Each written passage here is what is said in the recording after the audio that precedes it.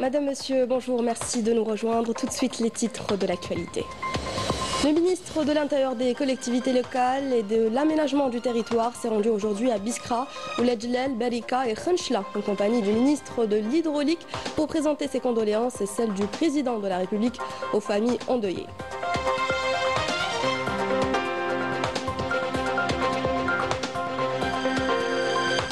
Au CHU Salim Zmirli, les victimes de l'accident se rétablissent progressivement grâce à la mobilisation de tout le staff médical. Un accompagnement psychologique est également assuré.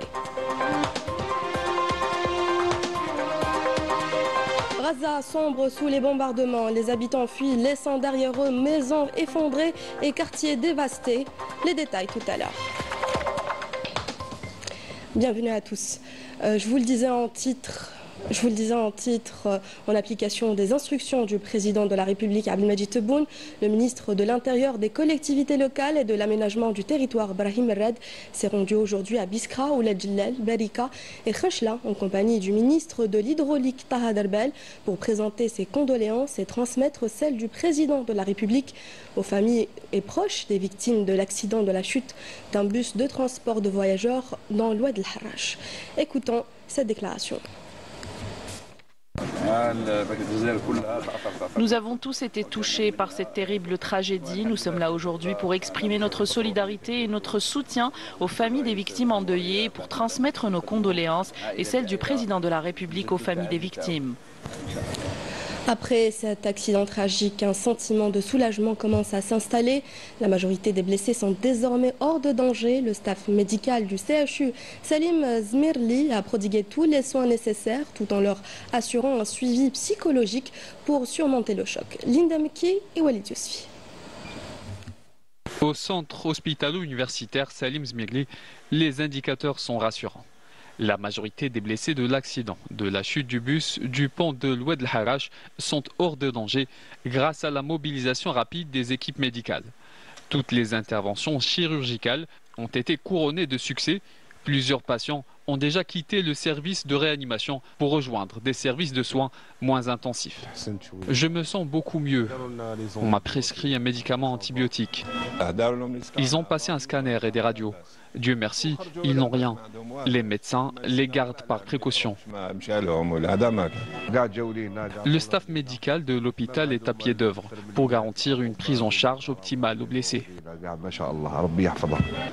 Les médecins et les infirmiers sont mobilisés jour et nuit pour veiller sur nous, soulager nos douleurs et nous administrer les médicaments nécessaires. Nous sommes bien pris en charge. La plupart des blessés sont arrivés avec des traumatismes au niveau de la cage thoracique qui ont nécessité des interventions chirurgicales urgentes, toutes couronnées de succès. Grâce aux efforts des équipes médicales et paramédicales, l'état de santé des patients est actuellement stable. Sur le plan général, nous lançons un appel à tous les citoyens qui se sont mobilisés le jour de l'accident pour sauver des vies, à se présenter à l'hôpital Al-Qatar afin d'y effectuer les examens médicaux nécessaires. Associés à l'encadrement médical, les patients bénéficient de séances de soutien psychologique pour les aider à surmonter le choc et d'éventuels traumatismes, afin de favoriser une guérison à la fois physique et émotionnelle. Quand les victimes sont arrivées, elles étaient en état de choc pour prévenir toute éventuelle séquelle ou trouble post-traumatique qui pourrait apparaître plus tard. Nous les avons pris en charge dès le départ. Nous avons accompli notre devoir et grâce à Dieu, leur état s'est amélioré. L'état de santé des patients est jugé stable. Selon l'avis des médecins, 8 ou 9 d'entre eux peuvent déjà quitter l'hôpital. Une évolution rassurante qui confirme que la situation est globalement maîtrisée. Nous tenons à présenter encore une fois nos condoléances aux familles des victimes et leurs proches et à les assurer de notre plein soutien.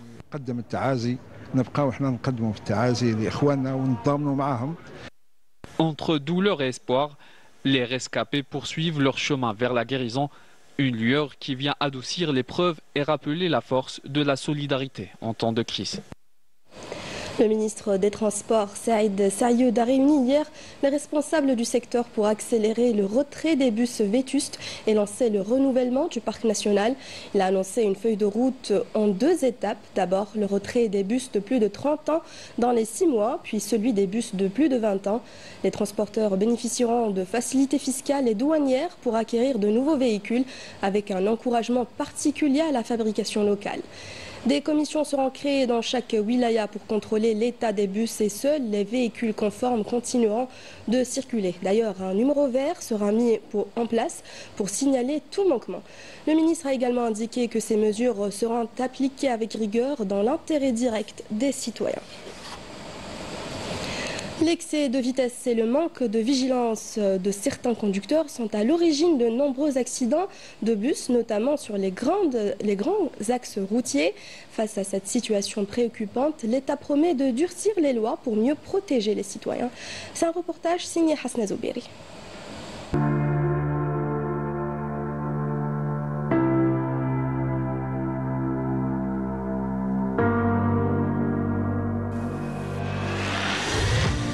Ces dernières années, les accidents de la route impliquant des bus de transport de voyageurs ne cessent de se multiplier, provoquant des drames sur les routes algériennes.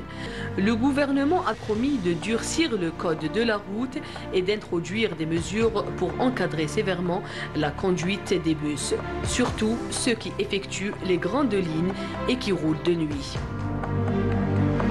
Les accidents de bus varient, allant des dérapages et renversements aux collisions avec d'autres véhicules. Les causes de ces accidents sont diverses, mais incluent souvent des facteurs tels que l'excès de vitesse, le manque de vigilance ou la dégradation de la chaussée. دي فوا من الطريق دي فوا قادر دي فوا الشوفير كيما نقولوا مسافات طويله يكون عيان قادر كاين لي بريسيون دي فوا تاع لي فواياجور.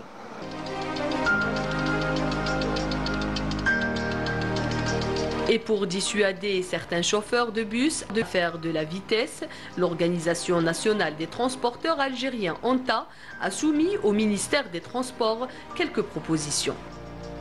De revoir la vitesse des bus, parce qu'il y a des bus qui ont la vitesse jusqu'à 160 km/h. Et c'est ça, c'est pas normal, parce que le code de la route exige pour le transport en commun uniquement 100 km/h. On a proposé des points essentiels pour réduire les accidents de la route. Il y a des choses très simples. Il faut un bridage des bus. Un bridage du bus interwilaya, pourquoi pas brider, bloquer la vitesse à 100 km/h. Et la loi existe. La gare routière de Caroubier accueille plus de 45 000 voyageurs par jour pendant la saison estivale ou les fêtes de l'Aïd. Pour garantir la sécurité des voyageurs, les éléments de la police nationale assurent des patrouilles à l'intérieur même de la gare routière et vont à la rencontre des chauffeurs au niveau des quais. اليوم ونحن متواجدون على مستوى المحطة البرية لنقل المسافرين بالخروبة نقوم. Nous nous trouvons aujourd'hui à la gare routière de Caroubier pour sensibiliser les chauffeurs de bus, notamment ceux qui effectuent les longs trajets. Nous insistons sur l'importance d'avoir un chauffeur doublant pour les trajets dépassant les 600 km. Le but est d'assurer la sécurité des passagers. Il faut savoir que la Sûreté nationale multiplie ses actions de sensibilisation durant la saison estivale pour réduire au maximum les accidents de la circulation.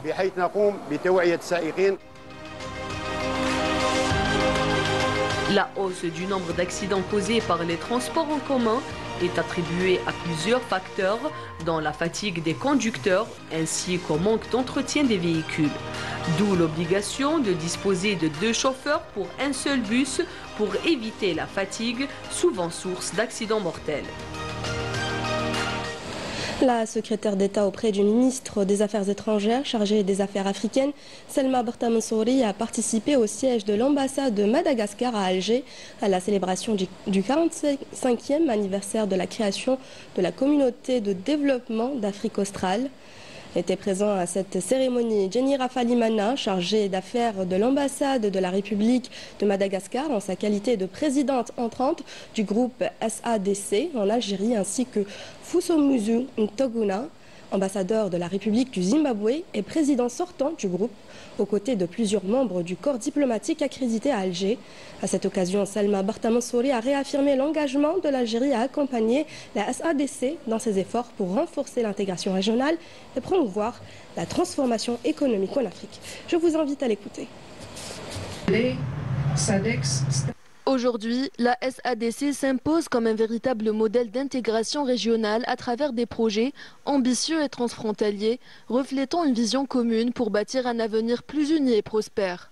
Dans cette dynamique, l'agenda 2063 de l'Union africaine continue d'appeler à une action ambitieuse et transformatrice, traduisant les aspirations des peuples de notre continent. Cette ambition se matérialise de manière éloquente à travers la zone de libre-échange continentale africaine qui constitue un levier central de transformation économique et sociale en Afrique. Par ailleurs, l'Algérie se prépare à accueillir en septembre prochain le Salon du commerce intra-africain 2025, un événement qui se veut une plateforme stratégique pour mettre en valeur les opportunités, approfondir les partenariats et accélérer le chemin vers la construction d'un véritable marché africain unifié. Longtemps considéré comme un passage difficile, le tunnel de Kharrata entame une nouvelle étape. Plus long tunnel routier d'Algérie, il accueille chaque jour un trafic particulièrement dense avec une forte présence de camions. Sa modernisation vise à sécuriser la zone et à offrir de meilleures conditions de circulation aux usagers. Azouz Houari et Walid Yousfi. Une intervention technique de haute précision est menée entre ces pentes rocheuses abruptes de Kharrata afin de rendre cet axe routier plus sûr et plus fluide. Des équipes ont été déployées sur deux zones, l'une pour l'installation de clôtures de protection, l'autre pour la mise en place d'écrans par bloc. Au niveau du premier tunnel, les travaux de modernisation engagés visent à porter l'infrastructure aux standards internationaux les plus élevés. Système électromécanique complet, sécurité renforcée et efficacité accrue. En tant qu'ingénieurs, nous veillons à réaliser ce projet selon les normes internationales pour garantir la sécurité du trafic. Chaque tunnel de Kharrata a été équipé d'une salle de contrôle dotée de caméras et de systèmes de protection contre les incendies, intégrant les technologies les plus modernes. Parmi elles figure le système SCADA. Cet axe est d'une importance économique majeure.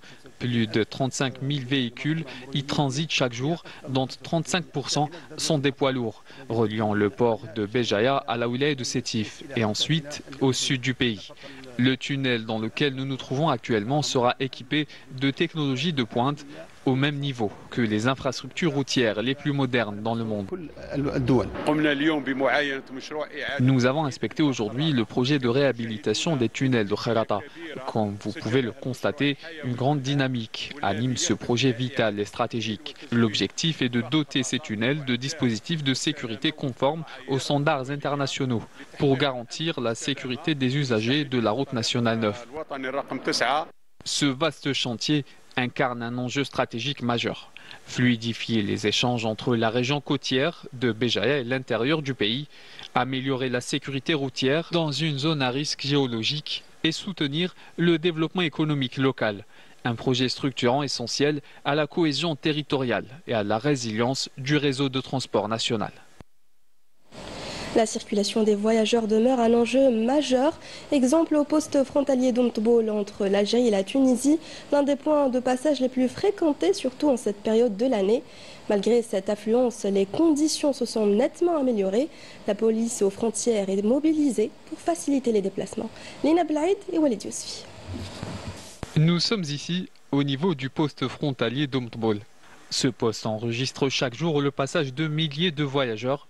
Moderne et parfaitement équipé, il facilite à la fois les départs et les arrivées entre l'Algérie et la Tunisie, offrant aux vacanciers un passage rapide et sécurisé. Tout s'est bien passé pour nous. Je ne m'attendais pas à une telle rapidité. Je suis venu de Tiaret. Nous avons récupéré nos allocations de voyage rapidement. Ce poste enregistre une grande affluence, mais malgré tout cela, le passage des voyageurs se fait dans de bonnes conditions. La police aux frontières veille au grain. Dieu merci, tout s'est bien déroulé. Je suis accompagnée de 2 personnes âgées. On m'a facilité l'accès. Sur place, les policiers frontaliers veillent à maintenir l'ordre et faciliter le passage de chaque voyageur dans les meilleures conditions. Des mesures strictes de contrôle, de surveillance et d'assistance ont été mises en place pour garantir une traversée fluide et sécurisée. Les facilitations des passages frontaliers reposent sur la mobilisation optimale des agents de la police aux frontières, soutenus par un personnel qualifié afin d'assurer un traitement rapide et efficace des formalités. Des équipements modernes ont été mis en place, notamment le système de contrôle et de surveillance frontalier, afin d'accélérer la procédure dans le respect des lois en vigueur. De quoi raccourcir les délais de traitement des documents de voyage, aussi bien pour les passagers que pour les véhicules. Une démarche qui devrait renforcer davantage la dynamique touristique entre l'Algérie et la Tunisie. Les services de la protection civile ont affirmé qu'aucune perte humaine ou dégâts matériels n'ont été enregistrés suite au tremblement de terre d'une magnitude de 5,8 degrés sur l'échelle de Richter survenu hier dans la wilaya de Tbessa et dont l'épicentre a été localisé à 10 km au sud-est de la daïra de Negrin. Une réplique d'une magnitude de 4,7 a également été enregistrée 10 minutes après le séisme selon le Centre de recherche en astronomie, astrophysique et géophysique. Les services de la protection civile affirment que les opérations de reconnaissance et d'exploration se poursuivent. À Raza, le quartier Zeytoun, lieu autrefois vivant, n'est plus que ruine. Ravagé par les bombardements, des milliers d'habitants sont contraints de fuir, laissant derrière eux leurs maisons, leurs histoires et leurs souvenirs. Salam al-Hawardi et Badia Amani. Dans le quartier de Zeytoun, à l'est de Raza, l'occupation impose un quotidien de peur et de destruction sous un déluge continu de bombes et de roquettes. Les blindés progressent et transforment les rues en champs de bataille. Des milliers d'habitants n'ont d'autre choix que de fuir, contraints à l'exode. Ils laissent derrière eux leur maison pour affronter l'inconnu à la recherche d'un abri sûr, abri qu'ils ne trouveront peut-être jamais. Zeytoun, qui était il y a quelques mois seulement un quartier vivant, n'est aujourd'hui que désolation et le symbole poignant de toute une ville meurtrie. Comme vous le voyez, il y a un ordre d'évacuation de certaines régions. Nous sommes obligés de quitter comme à chaque fois. À peine on s'installe qu'un autre ordre de quitter l'endroit parvient.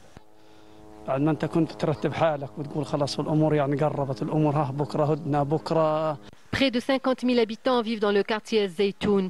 À cela s'ajoutent des milliers de déplacés qui y avaient trouvé refuge après la destruction par l'occupation des quartiers voisins d'Eshoujaïa et At-Toufah à l'est de Raza. Désormais, c'est la moitié de la ville qui se retrouve dévastée et vidée de ses habitants. Un tissu urbain réduit en ruine et une population contrainte à l'exil. Raza est aujourd'hui prise en étau, occupée à l'est et encerclée au sud. Nous souffrons de cette situation de déplacement. Nous n'avons plus d'abri, pas de nourriture et pas d'eau. Les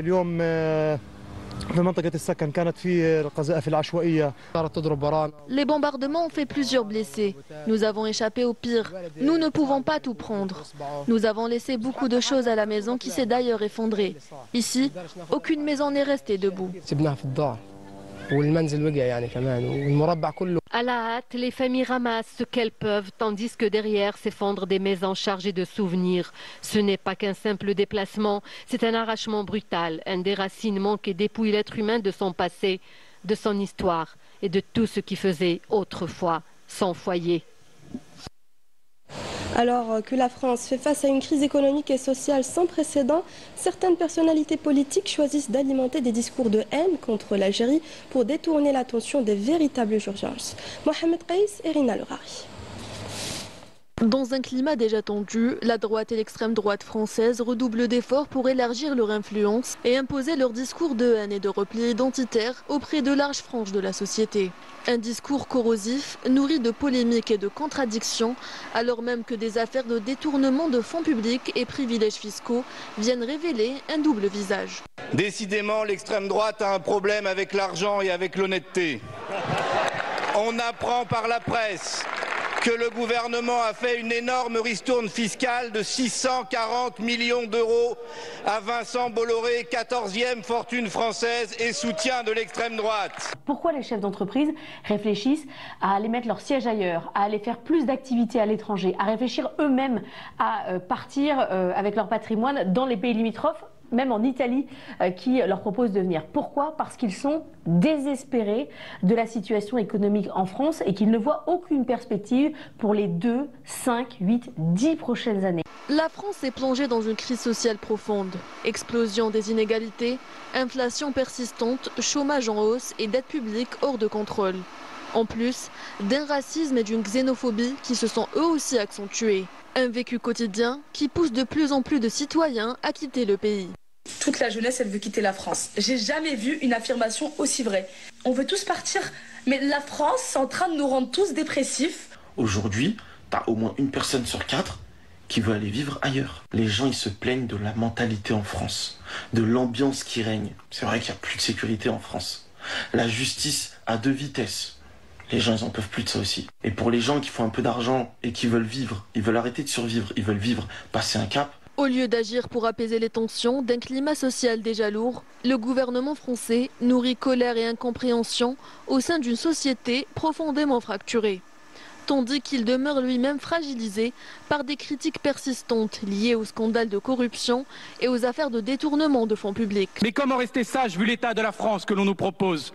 Car quand bien même le gouffre entre les Français semble immense tellement il a été creusé, sans discontinuer par des responsables politiques et médiatiques aussi cyniques que besogneux, ce racisme vient leur proposer d'exister à nouveau, mais en écrasant les autres. Car l'humiliation est puissante et elle peut galvaniser des millions de gamins aux rêves subtilisés. Bien sûr, avec les œillères qui sont les vôtres, vous verrez cet appel à un retour à la paix sociale comme une perturbation, mais après tout, qui peut prétendre faire de la politique sans prendre position? Alors que la France s'engouffre dans les fractures sociales et économiques qui se sont creusées au fil des années, le pays apparaît aujourd'hui au bord d'un basculement vers un avenir flou et incertain où tout reste à construire. Soigner les cœurs, c'est bien plus qu'un métier pour le docteur Mansour Qara, spécialiste des malformations cardiaques chez l'adulte et l'enfant, issu d'une ligne de médecins engagés. Il partage son savoir-faire avec la jeune génération de cardiologues. Notre journaliste Philippe Nord est allé à sa rencontre. Regardez. Bonjour à tous. Bonjour. Bon, comment ça va? Une retardataire qu'on applaudit en chapeau. Bravo, parce qu'on est 350 dans le groupe, donc j'aurais qu'on s'applaudisse très fort. La thèse de mon grand-père. 1941. Mostefa Kara Ben Mansour, Msemialé. Le plus dur, c'est pas d'avoir un nom, c'est d'être à la hauteur de ce nom et d'avoir un prénom surtout. Bref, lui, c'est Mansour Qara. Encore un Algérien qui a fait le choix du cœur. Sauf que lui, il l'a fait pour le cœur aussi. Cet organe vital, sensible et complexe. En bon journaliste curieux, nous avons fait le déplacement à Sideria, nous faire une idée loin des clichés. Et pas besoin d'électrocardiogramme. Pour sa dernière, le Café Cardio, saison 1, sans caféine évidemment, affiche le rythme. Et en fait, c'est un esprit, le Café Cardio, c'est de faire un échange et créer un lieu d'échange. On a commencé comme ça, c'est gratuit, il n'y a pas d'argent. Il faut être bienveillant et puis c'est tout. J'ai vu ces jeunes étudiants algériens qui sont les meilleures moyennes du bac, qui sont notre élite, qui sont notre avenir, c'est notre pétrole et ils travaillent, ils sont brillants, ils ont des profs qui sont brillants. Ben voilà, si on est là pour leur donner d'autres choses, ben ensemble on peut avancer.